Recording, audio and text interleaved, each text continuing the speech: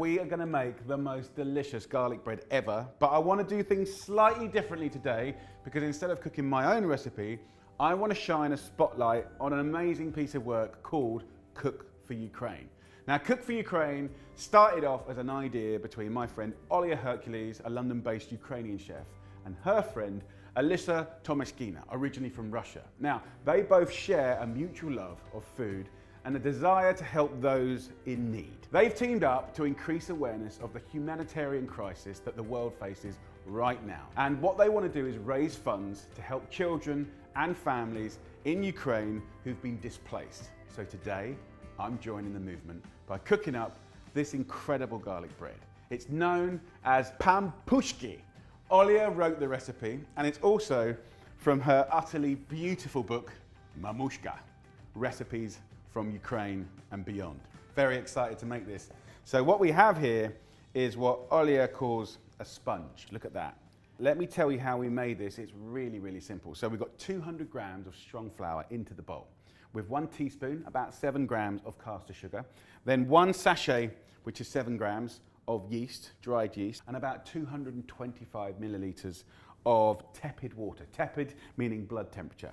Mix that up until it's nice and smooth, cover it, put it in the fridge, and let that basically develop and prove overnight. Now what happens?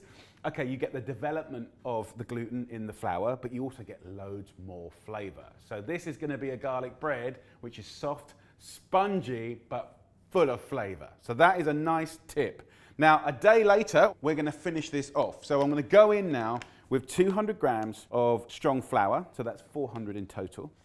And then I'm gonna put about 8 grams of sea salt in as well.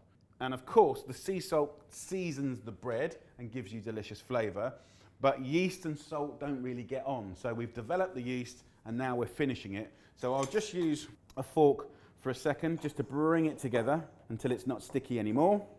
And then we can turn this out onto a clean surface. Now we just give it a nice little knead until it's smooth and elastic. So take your time, enjoy the process. Of course, people would say, why make bread? But it's more than just bread, isn't it? It's so nice to make something for yourself, for your family. So look, when you have your lovely dough like this, what I tend to do is just kind of roll it out into a little sausage. I don't want to get the scales out, but what I do want to do is create 8 even-ish sized balls. So in half we go, and then in half again, and in half again. So I'm going to take this little dish, put a little olive oil in there, but just lubricate the edges.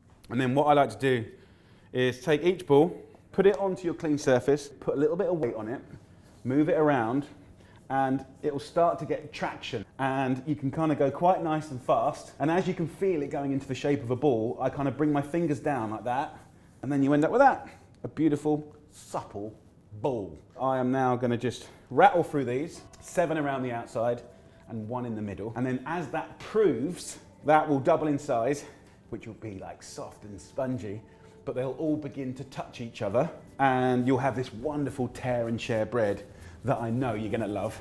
Beautiful. Get a clean cloth, wet with warm water, wring it out, and then simply and gently lay this over the bread. And we're gonna let that prove until it's doubled in size.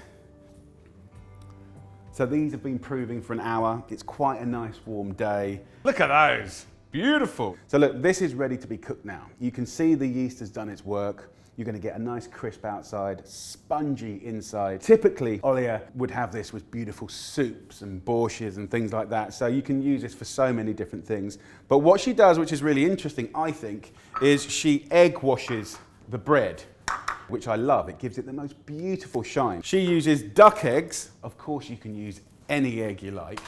But of course, the duck eggs, I think, are richer and have this incredible color. Look at that. And when you do egg wash it, don't go kind of like whacking it and, you know, knocking it. You want to keep all the precious air inside this beautiful homemade bread. Don't ruin it. Don't put the love in and then ruin it at the last minute. From brushing it to cooking it in the oven and not slamming the door. Don't slam the door, like keep that air in this beautiful pampushki. Can you see? It's literally just blooming out of the tin. So it's going to go in the oven at 225 degrees Celsius, which is also 425 degrees Fahrenheit, for 20 to 25 minutes. Olia, I hope I've done you proud. In the oven it goes. Don't slam the door. Okay, so while the pampushki cooks in the oven until lovely and golden, I'm now going to do the garlicky part. So it's the classic combination of garlic and parsley. So half a bunch like that. I'm just going to finely chop it. In this recipe they're using sunflower oil. Of course you could use, melted butter if you wish. You could use olive oil if you wish, but I'm going to stick true to Olia's recipe. So finely slicing the garlic.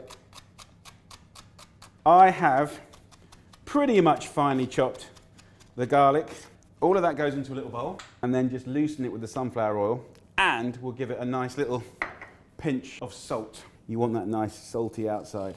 And then just mix it up and let that just infuse now to bring out all the flavors. And when that lovely golden bread comes out of the oven, we can slather it with the good stuff. Okay, look at that. Come on. Look at that color. Absolutely beautiful. While this is hot and sort of ready to absorb flavor, we're going to take this amazing garlicky parsley oil and put it all over the top. I personally would be liberal. Get it everywhere. The smell is absolutely amazing. Of course, what's interesting is it's raw garlic, right? So you have that heat. Right, so take it out of the mold and then brush it with the garlic oil. Don't do what I did. I got too excited. Embrace the garlicky mess. So there you go. A beautiful recipe from Olia Hercules. Enough talking. Now it is time to show you the insides of the glorious pampushki.